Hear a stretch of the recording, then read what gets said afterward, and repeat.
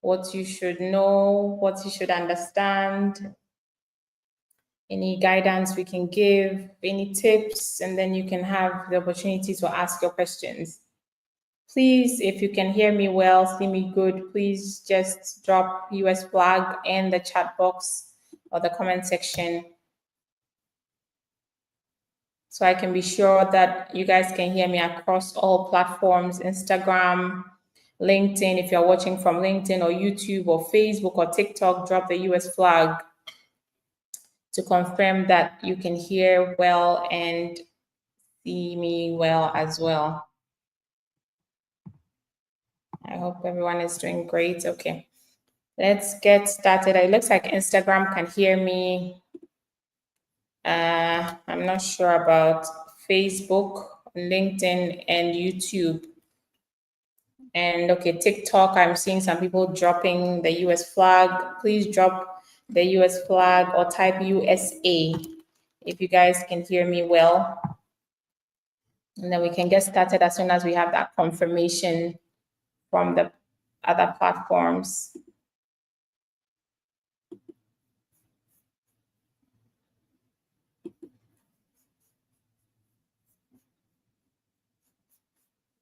All right, so I'll be sharing my screen on Facebook, YouTube, LinkedIn. And so if you are looking, if you're looking to see what we have going on, you can join those platforms.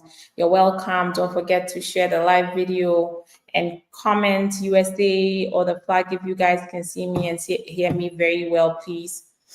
That would be helpful. All right, so let's talk about this. Since we're using this document prepared by American Immigration Lawyers Association, AILA, since May 2025, ICE began arresting people outside the immigration courthouses. And we've had a live session on this. We talked about the threefold strategy that ICE is using to get people back in court and then dismiss their case and then arrest and deport them. So if you guys remember, I think 3 weeks ago, we talked about this extensively during a live session.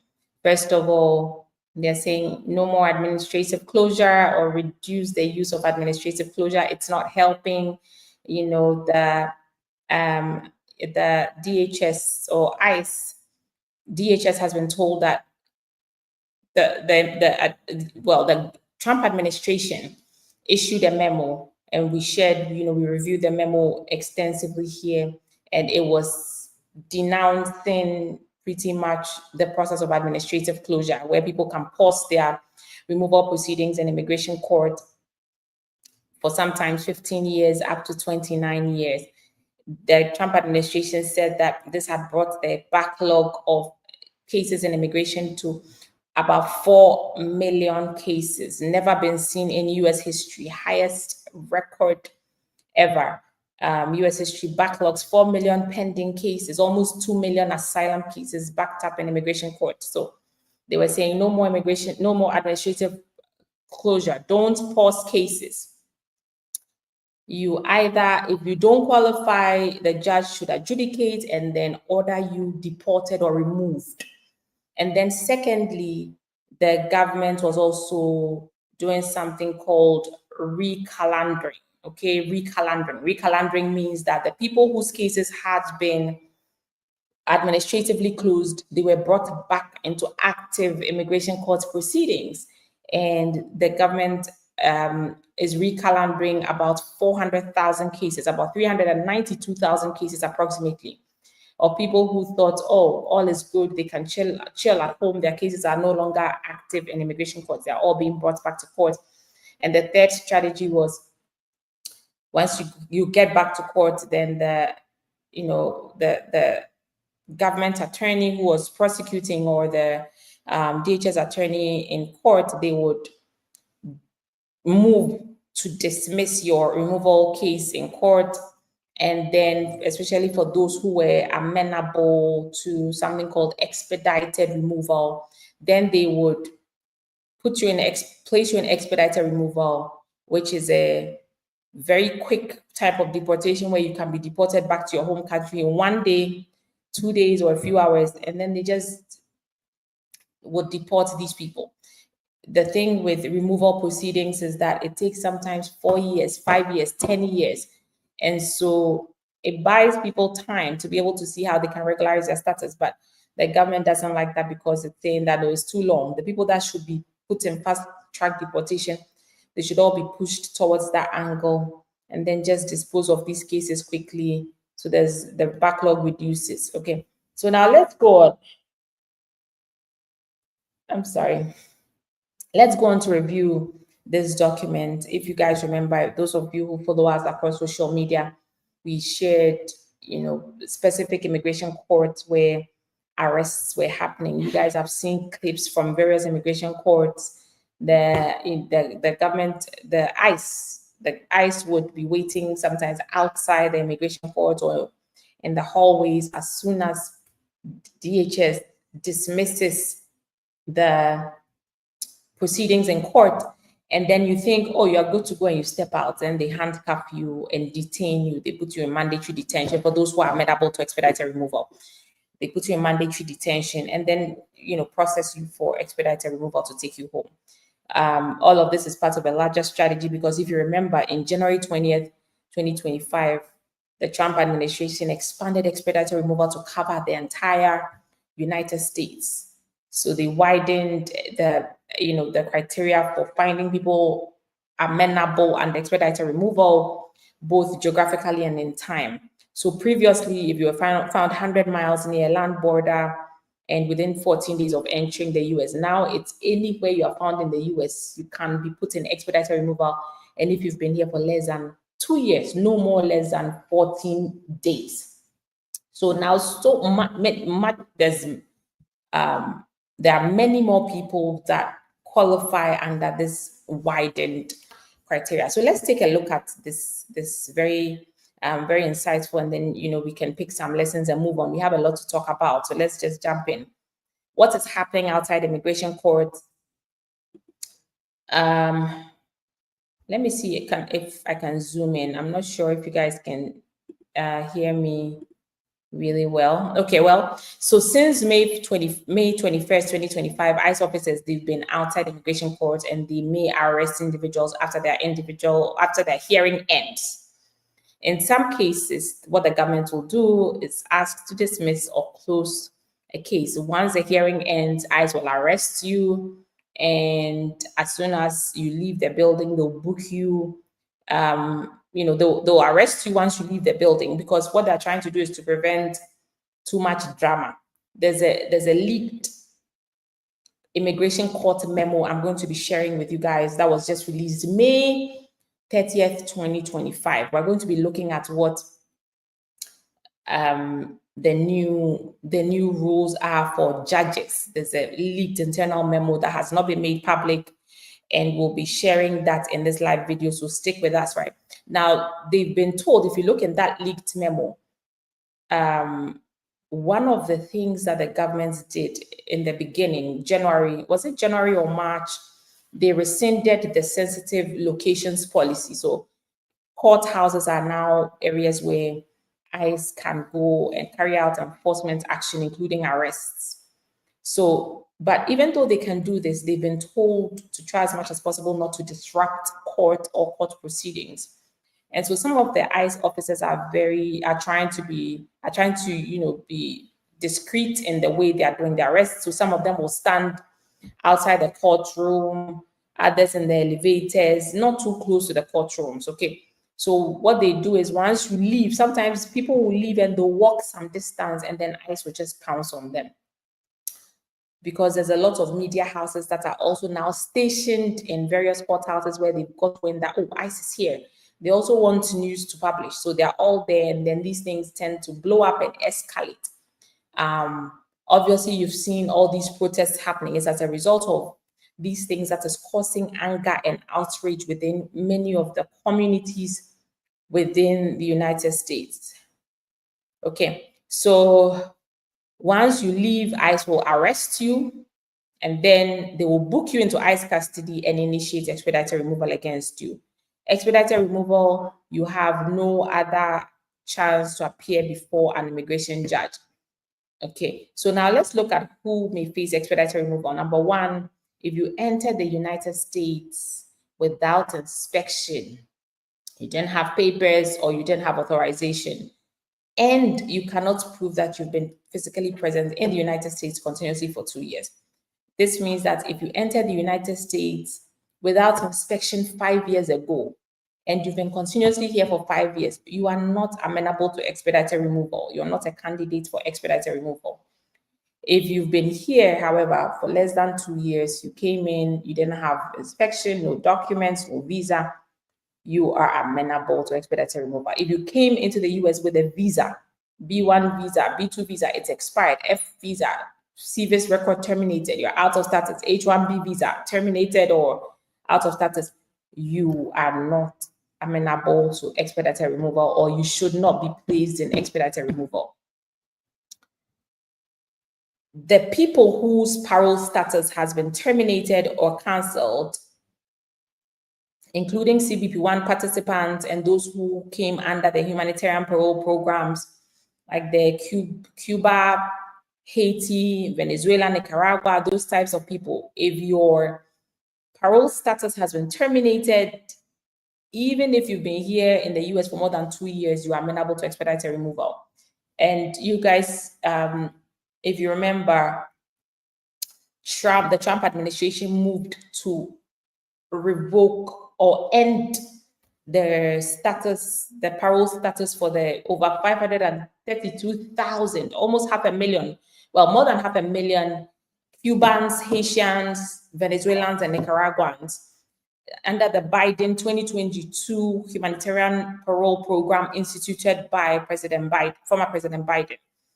Trump administration moved to terminate all the paroles that were issued under the program, along with the work authorization, and ended the program.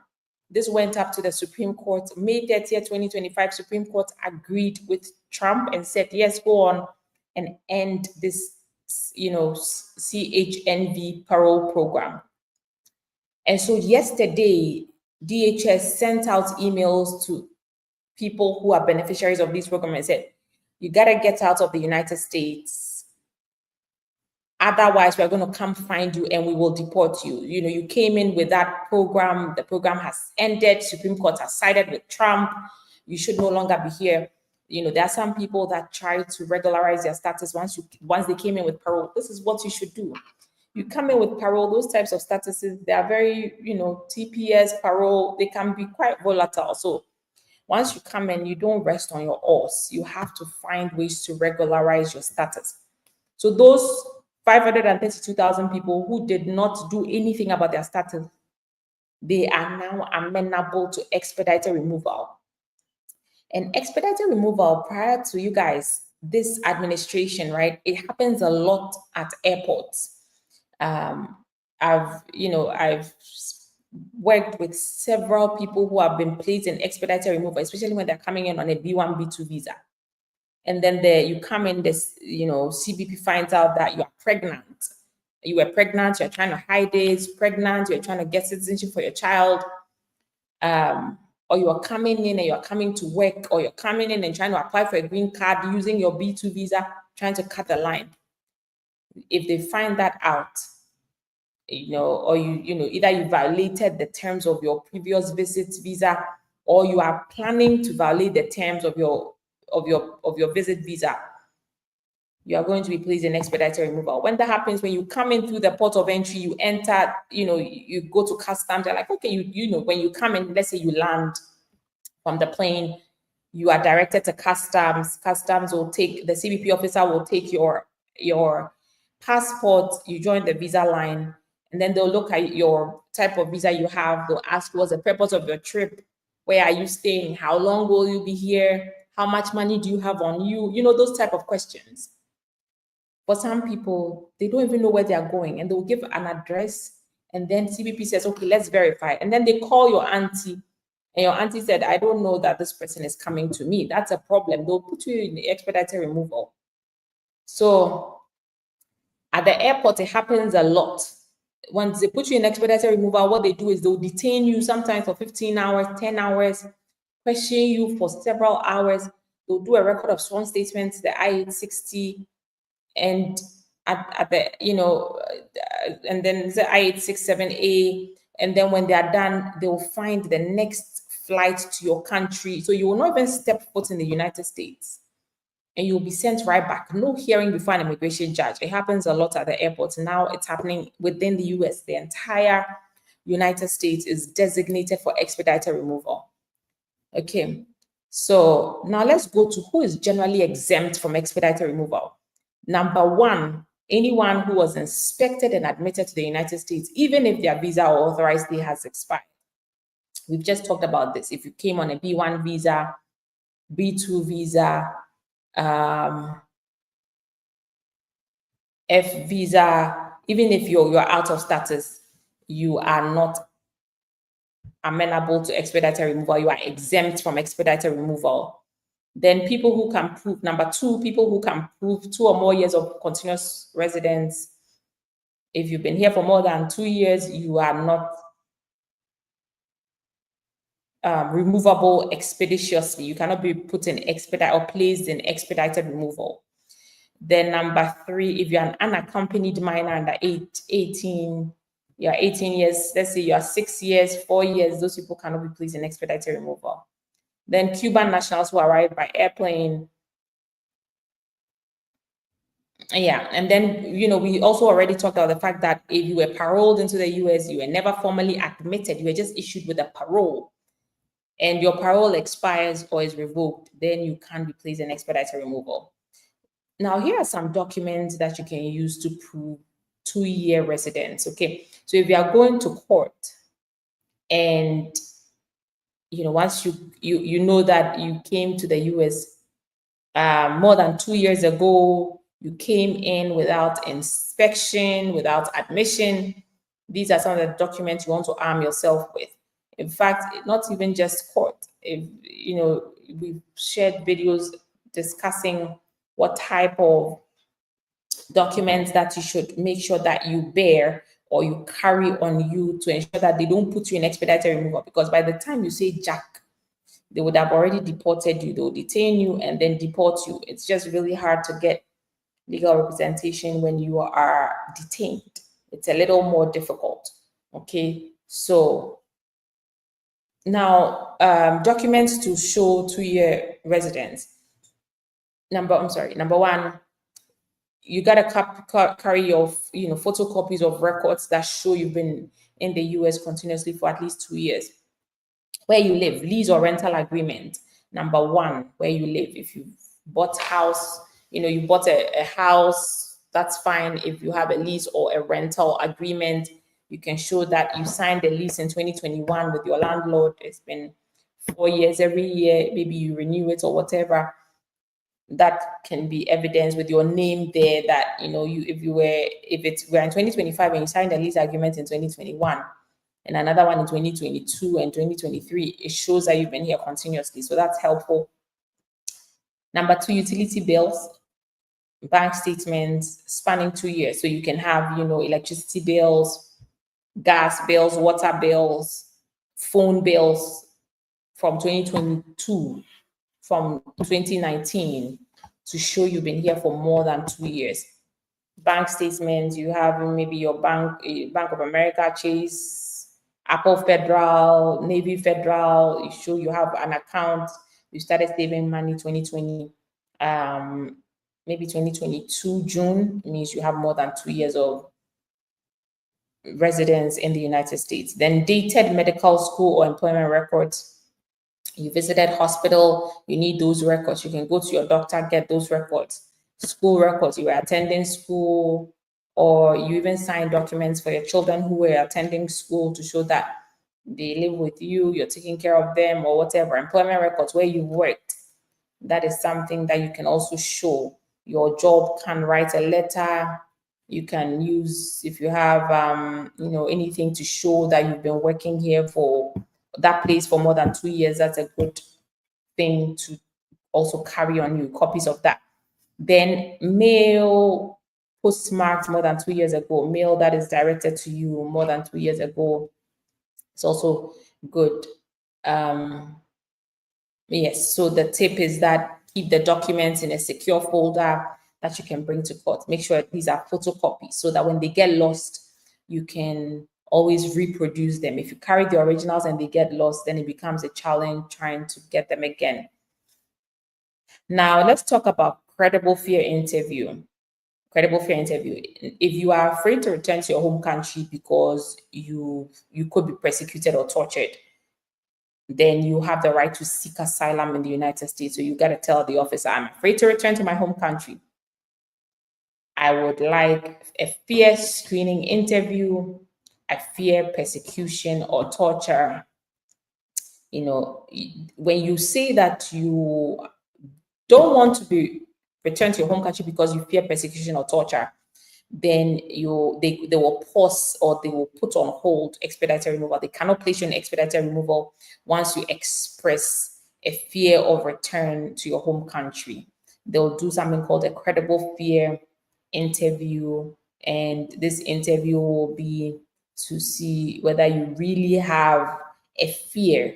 If there's a negative determination by USCIS, then you will have the opportunity to appear before an immigration judge, and then the judge can make a determination as to whether truly you have a fear or not. If the judge finds that it looks like you do have some fear, or the judge agrees with you, if the judge believes that you have some fear, right, then they will overturn USCIS's decision, and then you get placed in regular immigration court proceedings under Section 240 of the Immigration Nationality Act, so that you can apply for asylum. But if the judge agrees with USCIS, then the expedited removal order is final, and then you could be deported. Okay. All right. So if USCIS says that there's no negative, says no, if USCIS says no, there's no credible fear, that means they would have given you a negative finding. Then you can ask the judge to review that decision, the credible fear review, and then they'll determine whether you should be placed in regular removal proceedings, or you should be deported under expedited removal. Now, before you sign anything, don't forget, this is something we've been touting for a long time. Please, and I remember I did some immigration sessions in Washington, D.C. We did these immigration townhouses, and we did it with a congressman in DC, and I spoke about this very much. Before you sign anything, if an ICE officer, they present you paperwork, the paperwork can be entitled voluntary departure, stipulated removal, waiver. Please make sure you speak with an attorney. If you sign it, that means that you could be saying you could be waiving your right to appear before an immigration judge, and you could be waiving your right to assert defenses that are available to you. Voluntary departure, obviously, you know what that means. It means you are voluntarily wanting to leave, and so you cannot fight your case anymore. Stipulated removal, again, you say, okay, I just agree to be deported. I don't want to go through anything. I'll just leave. And sometimes they'll do quid pro quo. The ICE officers, you've been in detention for 1 week, you're cold. The conditions, I understand, are really harsh. And the conditions there can worsen any medical issues you have, or even bring out medical issues you have that you never knew you had. You don't get good food. You are sleeping on the floor, pooping with so many people. It's terrible. You are not bathing. It's not a good place to be in immigration detention. And now, they said they reached capacity in March, 47,600 beds. They reached it long ago. And now they're trying to mobilize private places where they are detaining people, makeshift detention centers, and they're coming up with all sorts of things. And that's why they need to clear the people in their detention centers, deport them so that they can bring new ones in. And so if you are in such a situation where you've been sleeping on the floor for 10 days, you can't even poop in peace because you are just uncomfortable, you're scared, you're worried. And an officer brings a document and tells you that, you know what, sign this and I'll release you. You are likely to sign it. So that's the point where it matters that no matter what it looks like, make sure you ask to speak with a lawyer. Allow the lawyer to review the document and advise you of, oh, with this is what happens, with this is what happens. Because a lot of the times, by the time they even give you the document, you are so malnourished, you are cold, you are hungry, you can't even see well, you're very emotional and will just sign anything. So you got to be careful. Please don't sign anything without speaking with an attorney, an immigration attorney qualified to understand what's going on.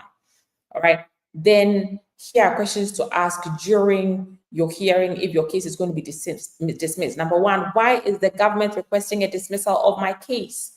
You got to ask them because the regulations say that there are conditions under which the government can say they want to dismiss your case. We went through that some weeks ago. But the grounds the government is currently standing on is that circumstances have changed. Meanwhile, the regulation is saying that the government should, or one of the parties, if they're trying to dismiss the case, they should show that circumstances of the case have changed. But the government is just saying, oh, circumstances have changed, so we're dismissing. Well, political circumstances, outside circumstances that have nothing to do with somebody's case, does it really qualify for you to dismiss a person's case? So ask them, why is the government dismissing my case? Number two, what are the circumstances that have changed? Is it because Trump is in power, or what has changed? Because if I want to pursue my hearing or go through relief in immigration court and you're saying circumstances have changed, well, what has changed? They need to be able to tell you that what are the consequences for me if the case is dismissed. There are people that are complaining of, deceptive tactics. DHS will say, oh, you are free to go. Your case is dismissed. Are you really free to go? They think they are free to go only to step out of the courthouse and get handcuffed. I mean, but you literally just told me I was free to go. These things are eroding trust and causing a lot of anger. And that's why people are burning up cars and protesting, because people will leave the courtroom. A man who's an immigrant, he leaves the courtroom. Maybe he came to court with his wife and maybe their 1-year-old child who is sick. The woman relies on the man as the breadwinner because the woman is a nursing mother for a 1-year-old. Maybe the 1-year-old is not feeling well. And then you just handcuff this, you tell them they're free to go, and then you handcuff them and then deport them. In one breath, again, people will say, oh, yes, they came in illegally. Well, they came in illegally. People make mistakes, and which is why forgiveness is even built in the law. The regulations and the law allow forgiveness. If you came in unlawfully, you can get something called an I-601A waiver. It's a forgiveness for your unlawful presence. If you came in unlawfully or illegally, even when you apply for VAWA, it's forgiven. Military parole in place, that is forgiven. There are things, elements and strategies that are built in law to forgive some of these issues. And if these people are really trying to regularize and do the right thing, you arrest them. And the wife is standing by with a sick child, she's desperate. Family members are there and they're seeing it.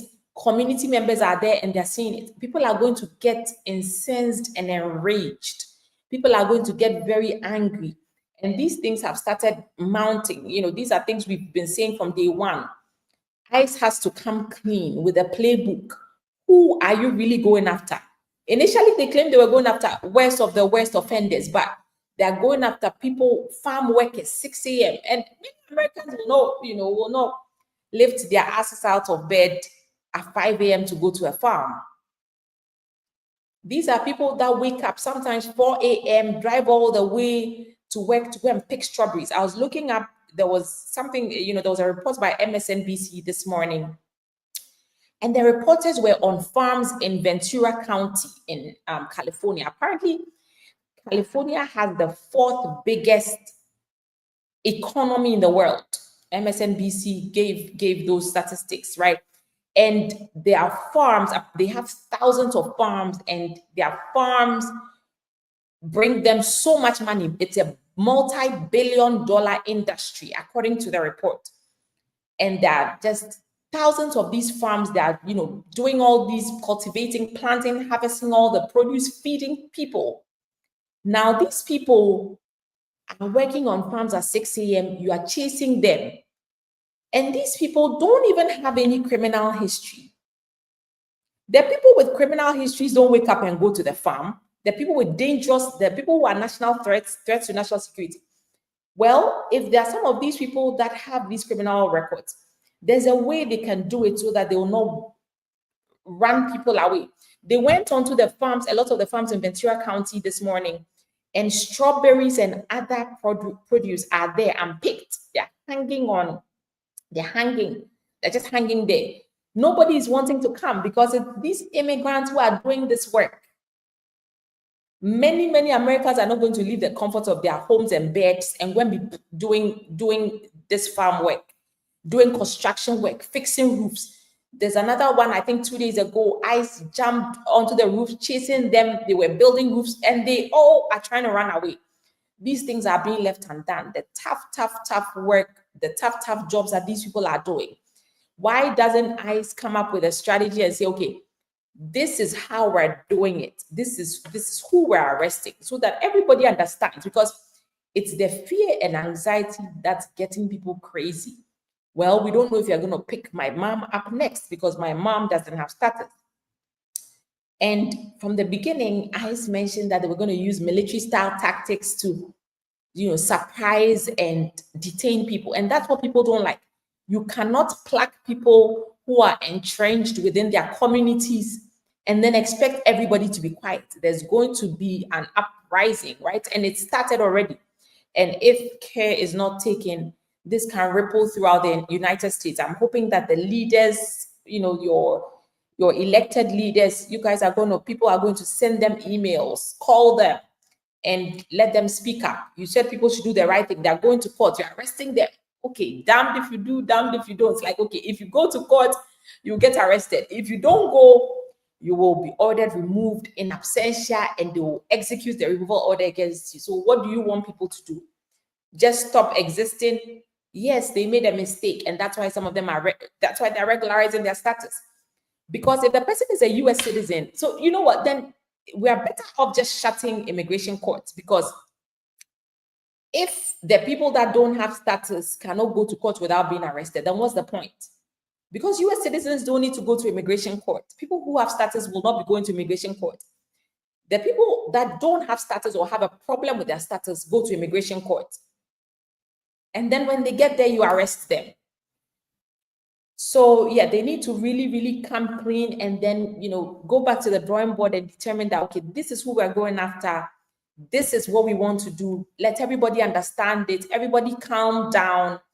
And then, because all of this is not going to end well if there is not a re-strategize, there's not they don't re-strategize, a re-strategization. There must be they must re-strategize, okay? They must re-strategize is what I want to say. So here are some key requests to make when your immigration court case is being dismissed. Request that DHS submit the motion in writing. Tell DHS you want your motion in writing. We're going over this again because of what's going on. Number 2, request the chance to respond to your motion in writing. You ask for 10 days, request the 10 full days to respond, and find an attorney to help you. And then that's when you can challenge that you don't want your case to be dismissed. You want to go through the court proceedings. Now, if your case is dismissed in immigration courts, you have to obviously understand your basic rights. Even when your case is not dismissed, these are things everybody has to know. You have the right to remain silent. You do not have to answer questions without a lawyer. You have the right to speak with an attorney if you are detained. You have the right to contact your consulate. If you're from Ghana, you have the Ghana embassy in DC. In Nigeria, you have your Nigerian embassy in DC. Wherever you're from, your country should have an embassy in DC. You can contact them.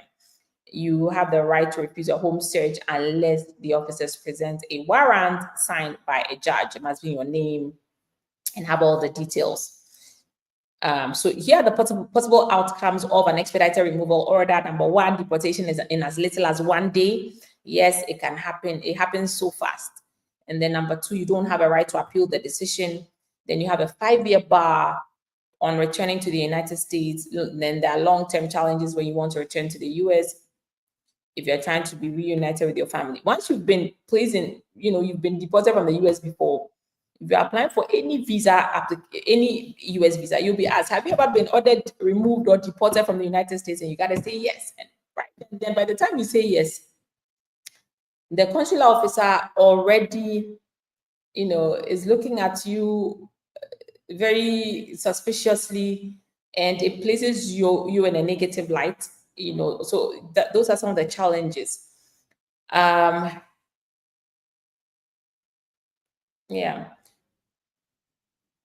Always, as I would always say, here's your action checklist. Save the phone numbers. Yes, these are some helpful phone numbers you can have. You should also have an attorney you can count on if anything happens. As much as possible, please do not go to court alone. Make sure you try to go to court with an attorney, or if you cannot afford it, speak with an attorney to understand what's going on before you go to court. Then gather your documents to prove two or more years of US residence.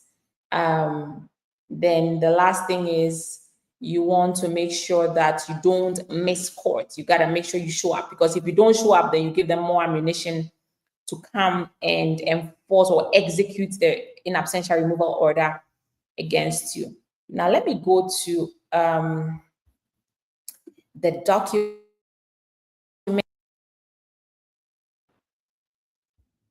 has been sent to judges. This document, it's an email actually that was sent just last week, and it was sent to the assistant chief immigration judges who are adjudicating or deciding cases. And EOIR is Executive Office of Immigration Review. That's the federal agency that handles immigration courts throughout the United States. They sent this email and they were giving guidance to judges that here's what you should do, here's what's going on, here's what you should do. So let's go over this very quickly. Let me see how much time we have left. Okay. And then we can take questions. Don't worry, drop your questions. We're going to be taking questions very soon. Okay. It says the subject. I didn't get that. Oh, I'm sorry. Siri, can you keep quiet, Siri? Okay, so the subject was guidance on case adjudication. It says during the past few months, EOIR has experienced significant changes in its caseload. Okay, now let me open this up. Let's see. Let me scroll down.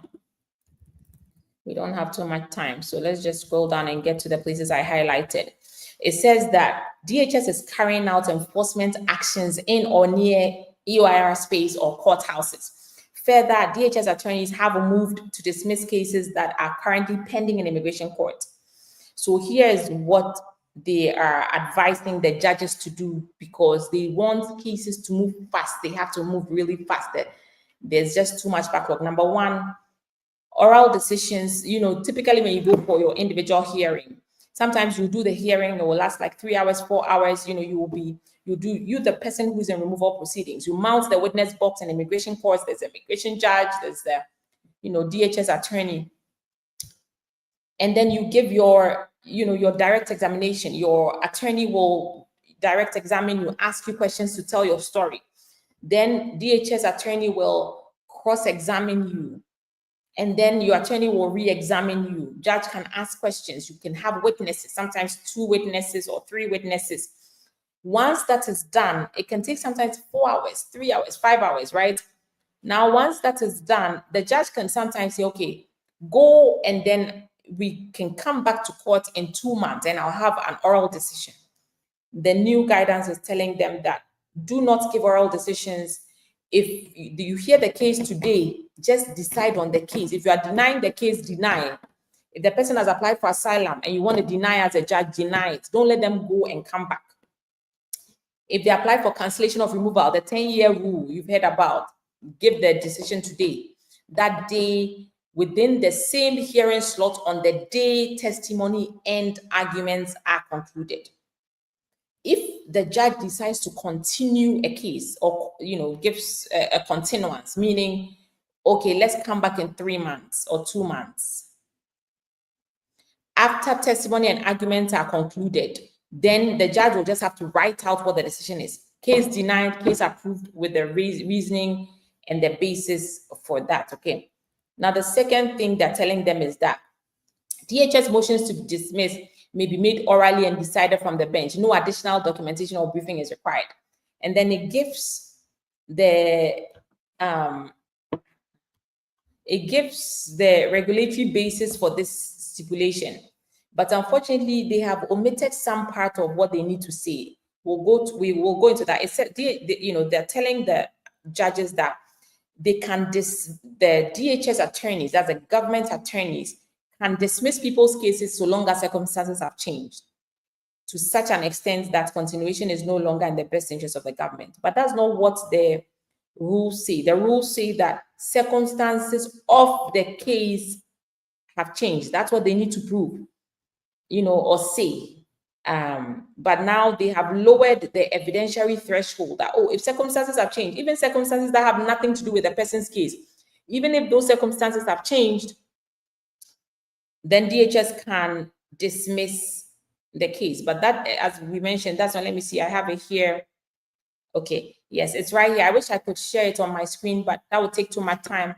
It said the rule, INA section 239.287 says that circumstances of the case, where circumstances of the case have changed after the notice to appear was issued, to such an extent that continuation is no longer in the best interest of the government, that's when they can cancel the notice to appear and dismiss the case.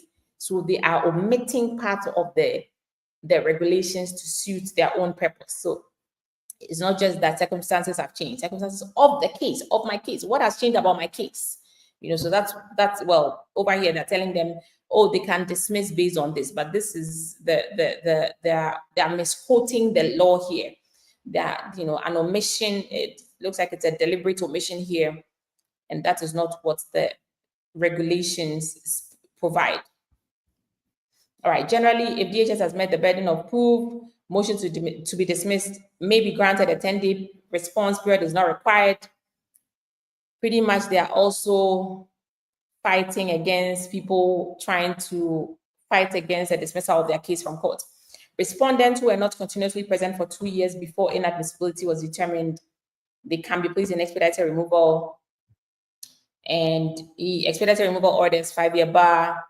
And then it goes on to say that if you are placed in expedited removal, you are subject to mandatory detention. Then, if there's a fear claim, you give a fear claim you tell them that you are free to return to your home country, then you can go through a credible fear interview. Credible fear interview. This is reviewed by USCIS.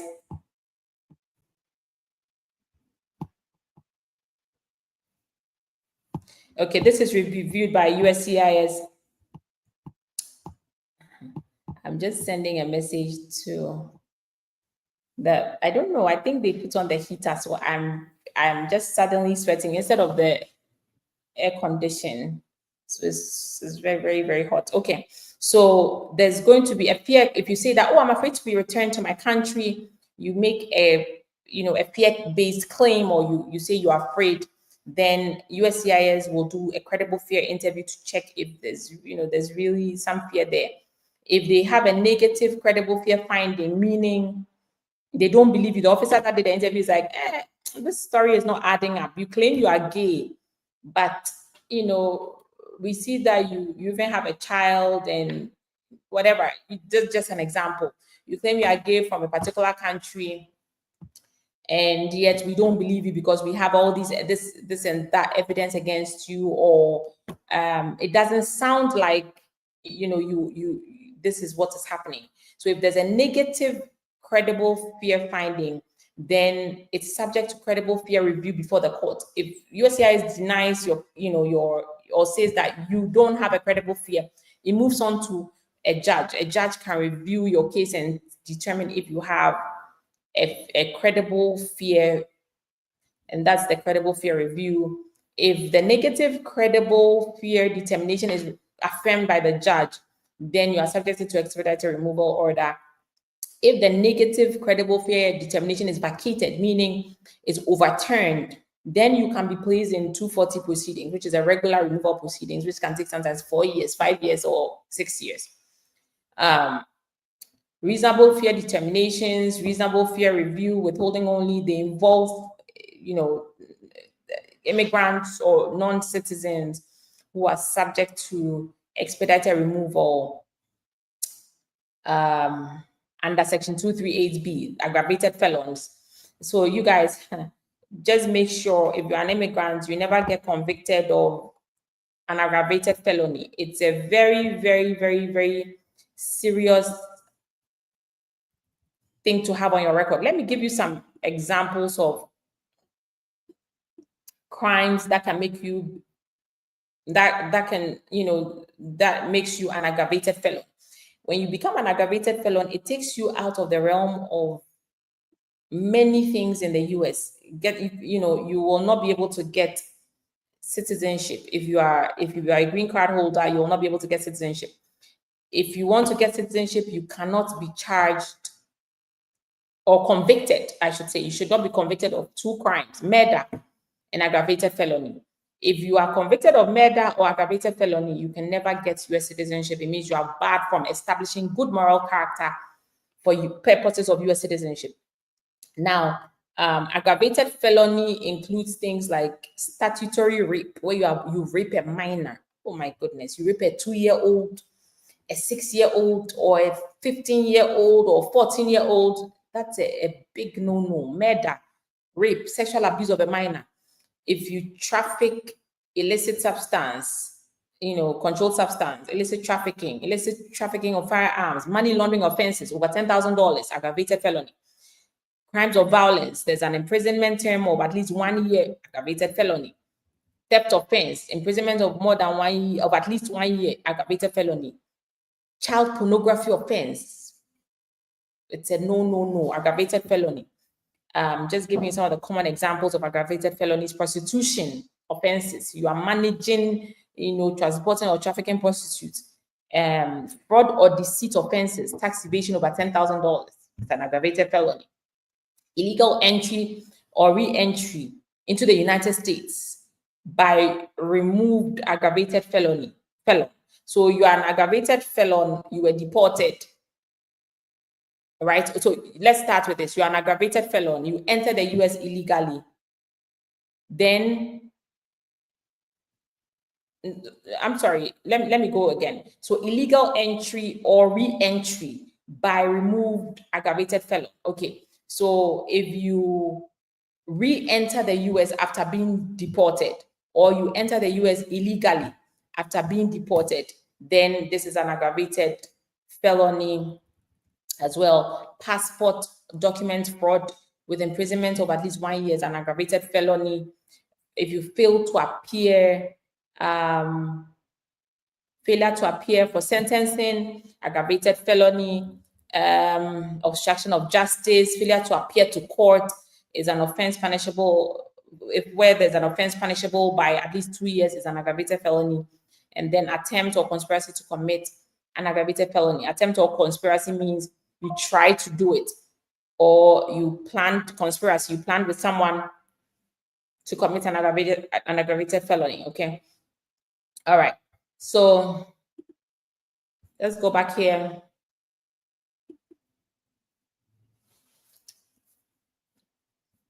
It says right here that if you are subject to removal as an aggravated felon, then what they'll do is they'll do reasonable fear determinations, reasonable fear review, and withholding only proceedings for you. Also, these type of 3 proceedings are available to non-citizens who are subject to reinstatement of prior order of removal. meaning you were ordered removed or deported from the United States, but then you say you have a fear to return to your home country, then you can be given, this reasonable fear review or determinations, or you can apply for withholding only. Okay. Now, DHS enforcement at or near UIR facilities, please ensure your staff is familiar with Policy Memo 2506. This is the memo that rescinded the sensitive locations policy, meaning that if anybody is found in a courthouse, a church, a school, ICE can carry out an arrest or any enforcement action against them. So they're saying that, they should be familiar with that policy. The judges should understand that policy, that the sensitive locations restriction that was placed on ICE has been lifted or has been cancelled. Remember, there's a judge, I believe Judge Hannah Dugan. We reported this about 2 or 3 months ago, where they said she prevented ICE from arresting somebody in a courthouse, and she's going through disciplinary hearings or proceedings herself. So the judges are being charged to be familiar with this, that ICE is allowed to arrest people in or near courthouses. They should be aware of this. Okay, let's go here. Let me scroll down, and then yes, type in all your questions. We'll be getting to questions soon, and then let's see how we can.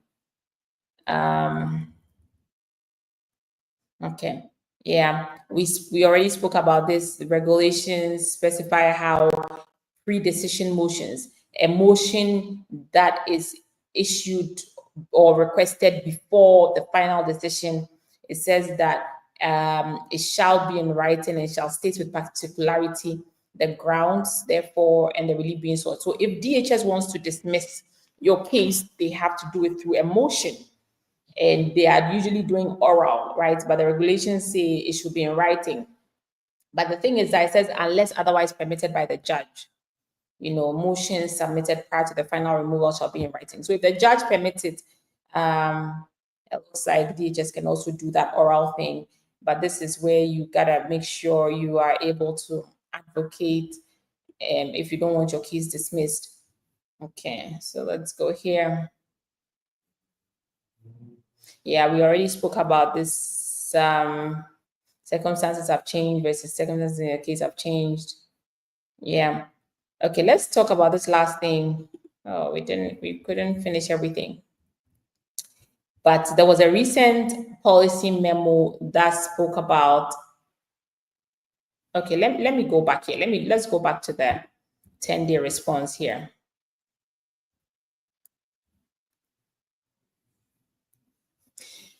Okay, so Ayla says that, so the email instruction sent by EOIR, it inaccurately quotes the regulation governing cancellation of notices to appear, requiring that circumstances have changed to such an extent, and that the regulation says circumstances of the case should change before you can say you are dismissing the case. Okay, now finally, the Immigration Court Manual indicates that responses to a filing for master hearings must be submitted within 10 days after the original filing with the Immigration Court. This has been interpreted by courts as providing respondents with a 10-day period to respond. The email instruction sent by EOIR explicitly instructs immigration judges to the contrary. A 10-day response period is not required, okay? So yes, you can ask for that 10 days according to regulations and interpretations. Now, there's the recent EOIR policy memo that talked about the fact that immigration courts or EOIR, they wanted to be impartial, they wanted to be transparent, independent adjudicators, and they spoke against secret operational policies.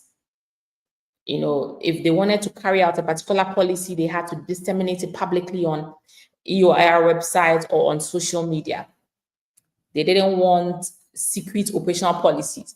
That memorandum that EOIR shared, they believe that secretive nature of such policies could violate basic principles of administrative law. But at the same time, this directive that they've issued, they are saying that this is not something that was made public, and this directive is appearing to, violate that regulation. All right, okay.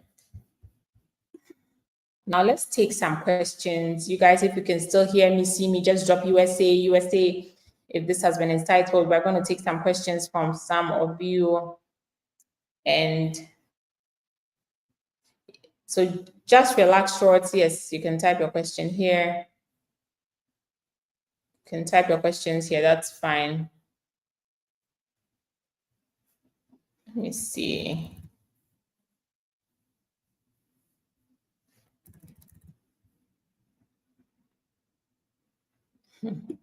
Catherine Thomas says, I want to know if someone has a green card, can they travel? Yes, as a green card holder, you can travel. Just don't stay outside for more than 6 months, more than 180 days. And if you have a criminal, any type of, you've had any run-ins with the law, with any police, you can hold off travel. But I just absolutely speak with an attorney to, to find out if it's, let's look at the circumstances. But generally, you have a green card, you should be able to travel without problem. And CBP cannot say they will not let a green card holder enter the US. They have to let you in. If they have any problem with your status, they have to take you to court, or you will abandon your green card yourself by signing the form I-407. Let's see if we have some questions on Instagram. Let me take a couple of questions on Instagram. There were some questions I saw. It looks like they've Shady JRG on Instagram says, can I travel with my conditional green card and return safely? No criminal history. Conditional green card, you guys know that one is, you can travel. I mean, ordinarily you should be able to travel. You have no criminal history. That should be fine. What country are you from again? There's a lot of vetting going on, screening going on. So if it's not a very important trip, then I would hold off for a while. But if you absolutely have to go, then you should. I mean, because if you're a conditional green card holder and you have no criminal records, then you should be fine. But yeah, you should be fine. You should be fine. You should be fine, because again, the only thing they can do against green card holders is to detain them or to take them to immigration court. But they cannot say, oh, your green card holder, we won't let you enter, because even the travel ban exempts green card holders. So there's no basis for anybody to say you're a green card holder, you are denied entry into the US. Fifth Amendment right, no, nobody shall be deprived of their life, liberty, or property without due process.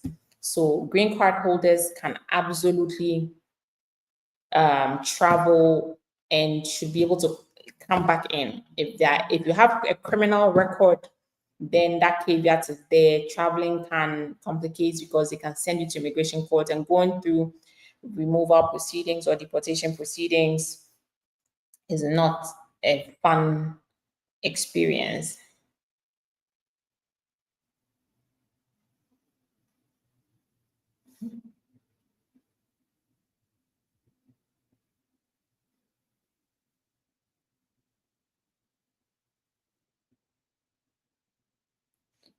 Looking to see here.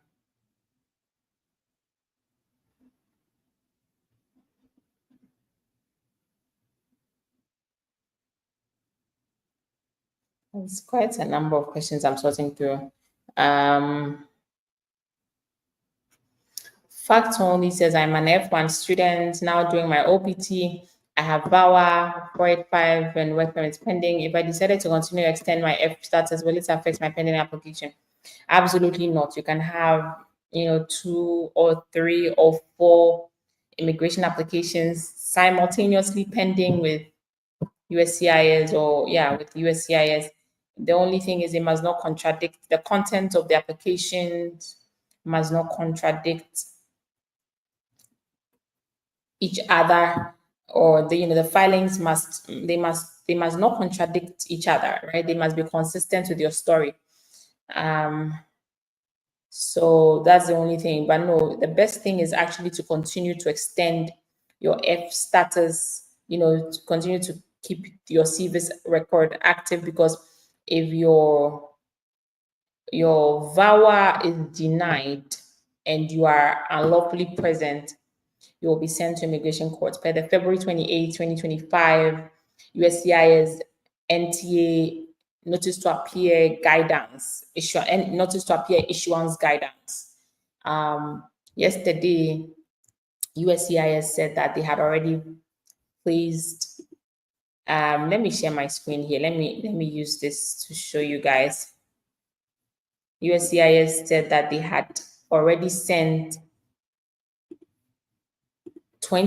over 26,000 people to immigration court. If you guys remember, we did a live video, I think 2 months ago, about notices to appear. They gave this latest guidance on expanding, sending people to immigration court. And based on that February 28th guidance, 26,700 people, they've already sent them to immigration court to face deportation removal proceedings. So what you don't want to do is to fall out of status. Continue to maintain your F status until your case is adjudicated. It's a backup for you, a safety net for you. Okay. So, all right, let's see here. Let's see if there's a question on TikTok.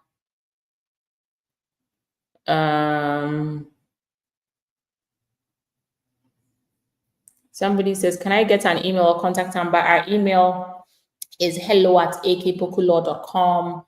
Our contact is 802-780-0564. WhatsApp, phone call. Just Google AK Poku Law on Google. You'll find us there. Or if you're on TikTok, our bio, you'll be able to find how to contact us. Okay. Or just search on Google AK Poku Law and you'll find a lot of information on how to contact us. Alfred Chavez 29 says, I got my interview before work authorization was approved. Is that good? It's neither good nor bad. Doesn't matter. It doesn't really, it's not a sign that a green card is coming or is not coming. It's just, you just got it. Okay, let's see.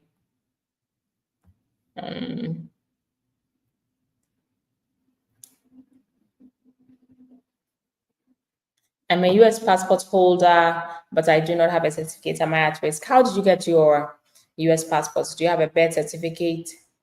If you are a naturalized US citizen, it's actually best to have a certificate of naturalization, because otherwise, each time you apply for a US passport, you have to show proof that you're a US citizen.